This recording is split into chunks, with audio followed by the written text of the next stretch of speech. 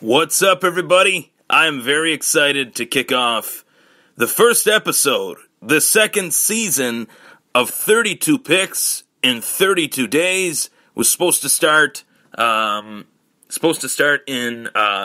Sunday, this Sunday, but I realized the Thomas Take host has a fantasy baseball draft that he has to tend to. So I'm going to be a little bit busy on Sunday, so I thought, why not? I already got the work done. The work's been done as far as looking at all 32 teams, or all 32 picks, I should say, in the National Football League, and figuring out what direction do I think these teams should go based on the players that they have to choose from. Obviously, the first team on the list is the Cleveland Browns. Cleveland finished 0-16 last season, 1-15 the season before that. They have a wealth of picks, some of which have been traded away. The third-round selection, the first overall selection in the third round was traded to Buffalo for Tyrod Taylor, and they traded picks to get Jarvis Landry. I'm still fuzzy on the details on that. I believe it was a fifth, or fourth and seventh, something along those lines. But regardless, they've traded picks away for two top players in terms of, on that team, especially Jarvis Landry. And now we're talking about a situation where Cleveland once again picks first, as I mentioned, but they really need to get this right because 1-15, 0-16, with those two seasons being so bad, they need to get these picks right. They have to. And if they don't, they could get gutted again. John Dorsey, former GM for the Kansas City Chiefs, I have a good idea as far as him knowing what he's doing. I think he does.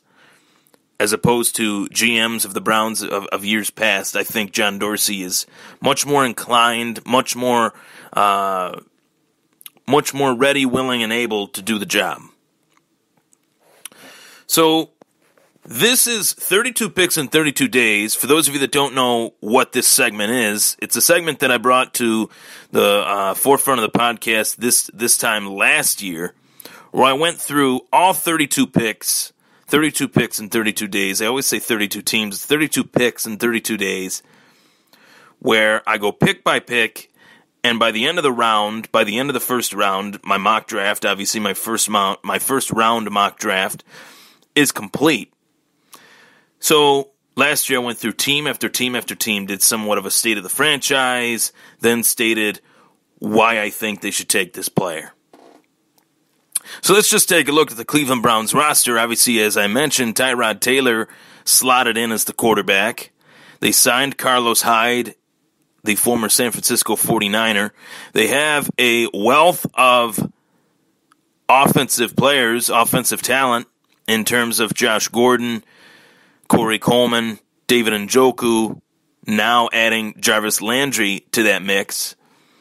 They did just lose left tackle Joe Thomas due to retirement, a guy that I see in the Hall of Fame in 5 years.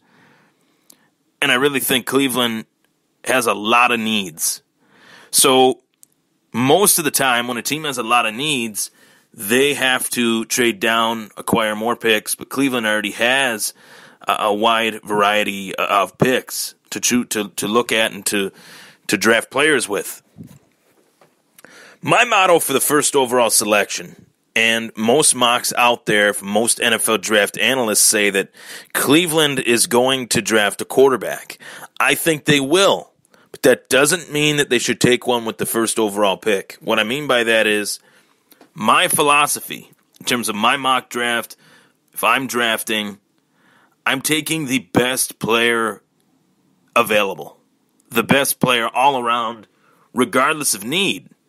And the real question is, the signing of Carlos Hyde, does that change the plans for the Cleveland Browns? Does that change anything in terms of, they signed Carlos Hyde, will they go after a running back? This isn't just a running back. This is a special, unique, talented running back. Saquon Barkley out of Penn State. And that's who I think the Cleveland Browns should take. My reasons for Saquon Barkley being the first overall pick in the 2018 NFL Draft are this simple. He is the best player in this draft. If I'm holding the first overall selection in the 2018 NFL Draft, I'm taking the best player, period, regardless of need. If I have a solid left tackle, but the best player in the draft is a left tackle, I'm taking another left tackle.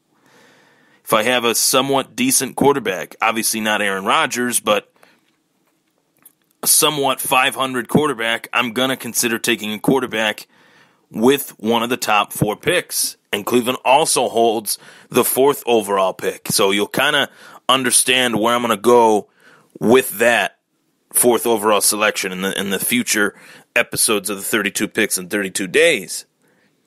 Cleveland needs a star. Cleveland needs someone that can transcend Cleveland Browns football for them. And I believe that Saquon Barkley can do that. Furthermore, I can talk about his combine. That's the first thing that we could talk about. A ridiculous effort. More bench presses than the before-mentioned Joe Thomas at 225 pounds. I believe he had over 35. Joe Thomas had 33, something along those lines.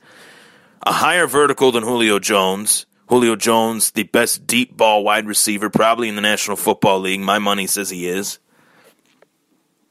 Higher vertical jump than the best wide receiver, and let's just say the strongest offensive lineman, formerly, in Joe Thomas. Remarkable. There's other stats, there's other player comparisons that you can put him to, but those two specifically are mind-blowing to me. This guy is as strong as a left tackle and can jump as high as a 6'2" freak of a wide receiver in Julio Jones. This kid is really special, and in a day and age where it was once believed that running backs, taking a running back this high would be a big no-no, it is a big yes. Because you look at the teams that have picked running backs these last few years, high. Ezekiel Elliott, 4th. Leonard Fournette, I believe, was a top 10 pick. I think maybe 5th or 6th or 7th, somewhere in that range. Todd Gurley, top 10 pick. Melvin Gordon, a top 15 pick. Christian McCaffrey, top 10 pick. He was picked 8th. Fournette, McCaffrey, Gordon, Gurley, and Zeke, 5 running backs that had immediate impact on the teams that they were drafted by, regardless of the lack of depth on the offensive line or any other positional issue that these teams had. Regardless of any of that, these running backs played very, very well. And I could pull up the stat sheet on Saquon Barkley, but it'd be beating a dead horse. Everybody knows that follows college football closely. This kid carried Penn State on his back and into the end zone. Did Penn State win the BCS national title game? No, but Penn State was pretty damn relevant for a team that wasn't relevant a few years ago for obvious reasons. Ask me to name one of the Penn State offensive linemen, and I honestly, without looking at a sheet, I can't give you those names. Wasn't as if he was running behind an All-American left tackle, an All-American left guard, an All-American center, an All-American right guard, an All-American right tackle. Penn State's got some decent players, but far and away, this guy was their best player. Mike Gesicki, tight end, he's decent as well. He's another guy to keep my eye on, and for football fans to keep their eye on as well. Saquon Barkley is far and away the best player in this draft and is far and away the best running back in this draft. You could very easily make a case that a running back might not even be picked in the first round outside of Saquon Barkley. That shows how special he is. That shows that this kid is different. And I'm very excited to see what he brings to the table. Regardless of whether he gets drafted by the Browns or not, I would draft the best player in this draft. And for my money, the best player in this draft is Saquon Barkley. So what if they have Carlos Hyde? So what? They signed him to a 3-year deal. He's in his late 20s. He came back due to the fact that he was an Ohio State running back, wanted to be closer to his family, and him coming back to Cleveland, to Ohio, great story. But now they'll have not one great running back, but two great running backs for one of the worst passing quarterbacks, in my eyes, the worst passing quarterback in the NFL, can lean on both of these guys, and Cleveland could not have a somewhat decent passing game, but a great passing game because the run game, as everybody knows, sets up the passing game. This kid is very special. The Cleveland Browns invested a lot of money in their offensive line last offseason. They signed J.C. Treader. They signed, who's the other one? I think Kevin Ziegler, if I'm not mistaken.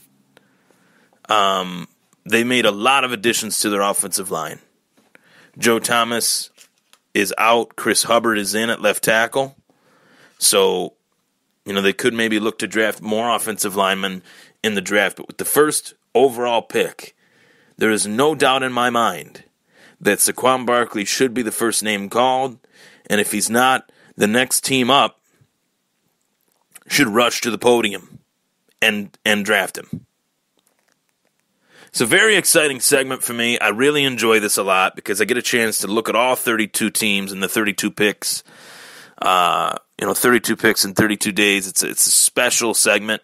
I really enjoyed it last year. It was a widely popular segment on the Thomas Take Sports Podcast. And furthermore, you're really able to take a look at all the teams, find out what you think they need, find out which direction you think they're going to go, regardless of positional need.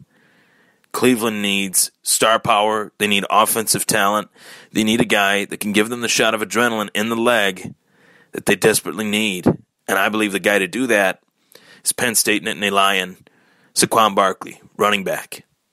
First overall pick in the draft. Who would have thought, 4 or 5 years ago, we'd be talking about this, but when there is a running back out there that is this elite, that is this special, a guy that I think could have a Hall of Fame career potentially, you have to take him, regardless of whether you have Carlos Hyde or not. That was the Thomas Take. I'm Ryan Thomas. You just tuned into the Thomas Take Sports Podcast live on GrandstandSportsNetwork.com. We'll be right back for episode 2 of 32 Picks in 32 Days. Take care.